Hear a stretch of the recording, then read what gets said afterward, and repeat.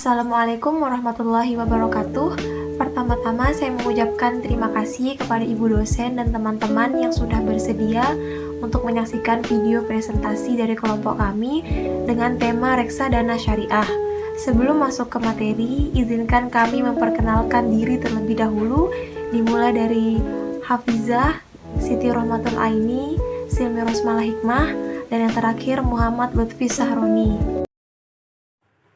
Assalamualaikum warahmatullahi wabarakatuh. Perkenalkan, nama saya Siti Rohmatul Aini, NIM 190501147. Di sini saya akan menjelaskan sebagai pemateri pertama apa itu reksadana syariah. Reksadana syariah berasal dari kata riksa yang berarti mengelola dan memelihara dana, berarti uang, dan syariah adalah aturan-aturan sesuai dengan Islam. Reksadana di Inggris dikenal dengan sebutan unit trust yang berarti unit atau saham kepercayaan, dan di Amerika dikenal dengan sebutan mutual fund yang berarti dana bersama, dan di Jepang dikenal dengan sebutan investment fund yang berarti pengelolaan dana untuk investasi berdasarkan kepercayaan. Menurut Fatwa Dewan Syariah Nasional atau DSN nomor 20 tahun 2000, reksadana syariah adalah reksadana yang beroperasi menurut ketentuan dan prinsip syariah Islam, baik dalam bentuk akad antara permodal sebagai pemilik harta sahib al-mal atau rab al-mal dengan manajer investasi sebagai wakil sahib al-mal, maupun antara manajer investasi sebagai wakil dengan pengguna investasi. Dengan kata lain, reksadana syariah dapat dirumuskan sebagai reksadana yang cara pengelolaan dan kebijaksanaan investasinya mengacu pada syariat Islam. Misalnya, reksadana syariah tidak berinvestasi pada saham-saham dan obligasi dari perusahaan yang mengelola atau produknya bertentangan dengan syariat Islam. Misalnya pabrik minuman keras, industri peternakan babi, jasa keuangan yang melibatkan riba dalam operasinya, dan bisnis yang mengandung maksiat. Sekian, Assalamualaikum warahmatullahi wabarakatuh. Assalamualaikum warahmatullahi wabarakatuh. Saya Silmi Rosmalah Hikmah, NIM 190501145. Saya sebagai pemateri kedua akan membahas mengenai jenis-jenis reksadana syariah. Reksadana syariah dirancang untuk menghimpun dana dari masyarakat atau investor yang mempunyai waktu, pengetahuan, dan modal yang terbatas, sehingga mampu meningkatkan peran modal lokal mereka.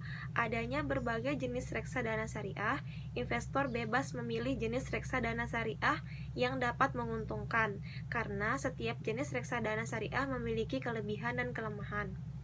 Menurut Sutedi, jenis-jenis reksadana antara lain yang pertama yaitu reksadana pasar uang atau money market funds, hanya melakukan investasi pada efek yang bersifat utang dengan jatuh tempo kurang dari 1 tahun. Tujuannya yaitu untuk menjaga likuiditas dan pemeliharaan modal investasi. Yang kedua, reksadana pendapatan tetap atau fixed income funds, yaitu melakukan investasi sekurang-kurangnya 80% dari aktivanya dalam bentuk efek bersifat utang. Berinvestasi dengan reksadana pendapatan tetap ini memiliki risiko yang relatif besar dibandingkan dari reksadana pasar uang. Tujuannya yaitu untuk menghasilkan tingkat pengembalian yang stabil. Yang ketiga, reksadana saham atau equity funds, yaitu melakukan investasi sekurang-kurangnya 80% dari aktivanya dalam bentuk efek yang bersifat ekuitas. Sifat investasi dari reksadana saham ini resikonya lebih tinggi dari dua jenis reksadana saham dan reksadana pendapatan tetap, namun menghasilkan tingkat pengembalian yang tinggi. Yang terakhir yaitu reksadana campuran atau mixed funds, yaitu reksadana jenis ini melakukan investasi dalam efek yang bersifat ekuitas dan efek yang bersifat utang. 13. Investasi reksadana tidak hanya bertujuan mendapatkan return yang tinggi dan tidak melakukan maksimalisasi kesejahteraan yang tinggi terhadap pemilik modal atau investor. Investasi reksadana syariah juga memperhatikan portofolio yang dimiliki investor tetap berada pada aspek investasi pada perusahaan yang memiliki produk halal dan baik yang tidak melanggar aturan syariah. Mungkin sekian dari saya, kurang lebihnya saya mohon maaf. Wassalamualaikum warahmatullahi wabarakatuh. Assalamualaikum warahmatullahi wabarakatuh. Di sini saya akan melanjutkan pemateri dari sebelumnya. Yaitu C. Keuntungan dan kerugian investasi reksadana syariah. Keuntungan investasi reksadana syariah. Pertama, pemodal yang tidak memiliki dana cukup besar untuk berinvestasi dapat melakukan diversifikasi investasi dalam efek sehingga dapat memperkecil resiko. Reksadana syariah bertujuan untuk membantu instrumen di pasar uang maupun pasar modal. Yang kedua, mempermudah pemodal untuk melakukan investasi di pasar modal secara bebas. Pemodal dengan memiliki pemahaman yang baik mengenai investor lebih mudah untuk menentukan saham-saham yang baik untuk dibeli. Yang ketiga, efisiensi waktu. Investor tidak perlu setiap saat memantau kinerja investasinya, karena hal tersebut telah dialihkan kepada manajer investasi. Lalu, mengenai kerugian investasi reksadana syariah. Pertama, kerugian investasi. Tidak ada reksadana yang resikonya nol. Resikonya bisa rendah, sedang, atau tinggi tergantung jenis instrumen yang dipilih. Yang kedua, biaya investasi. Dalam transaksi beli jual, investor harus membayar biaya terkait investasi reksadana. Biaya ini berimbas pada return yang diterima investor karena hasil investasi reksadana akan dikurangi untuk membayar biaya. Yang ketiga, butuh waktu pencarian. Pencarian reksadana membutuhkan waktu 3-4 hari kerja sejak perintah diberikan sampai dana masuk rekening investor.